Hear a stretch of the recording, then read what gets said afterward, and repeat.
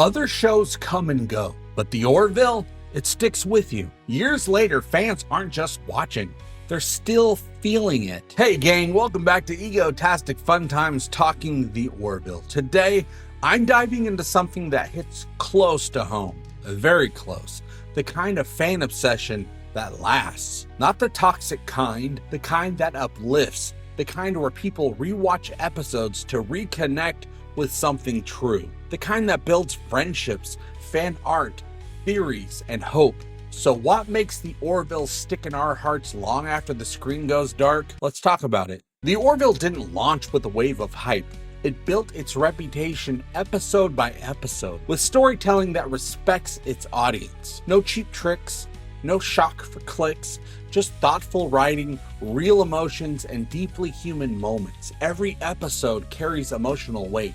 That's what keeps us coming back. There's a quiet confidence in the Orville that's rare in sci-fi today. It doesn't try to be edgy. It doesn't try to be cool. It tries to be genuine. The jokes, the drama, the awkward pauses, they all feel organic.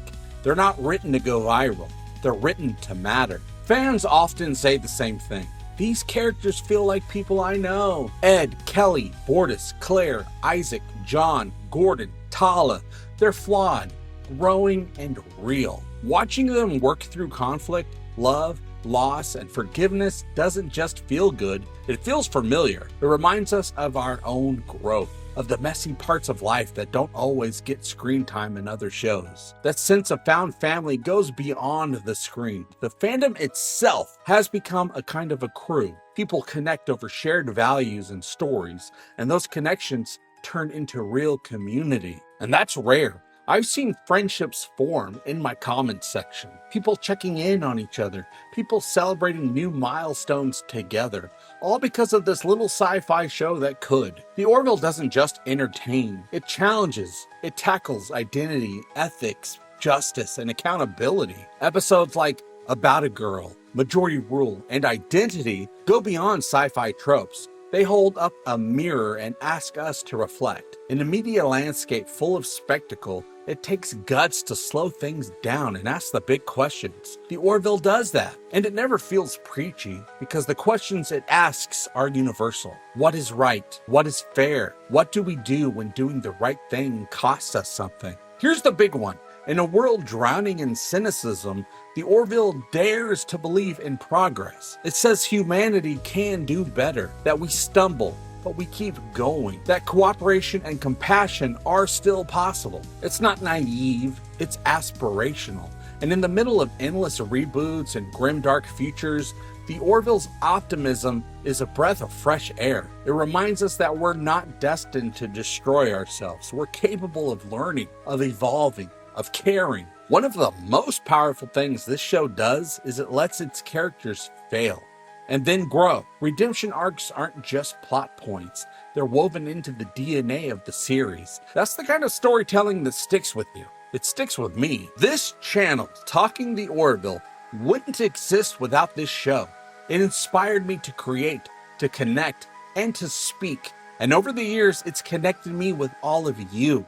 That's something no algorithm can fabricate. I've been to conventions, I've been to the Fox lot, I've met the cast and the crew, and I felt what so many of us feel when we watch the show from our couches. This matters. It's fiction, sure, but it carries truth. And truth is what brings people back. And honestly, if a show can inspire someone to create a channel, build a community, and keep making content during the long, very long production gaps, that's not just a good show.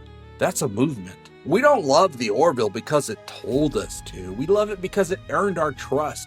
It gave us something to care about in a time when so much of entertainment feels disposable.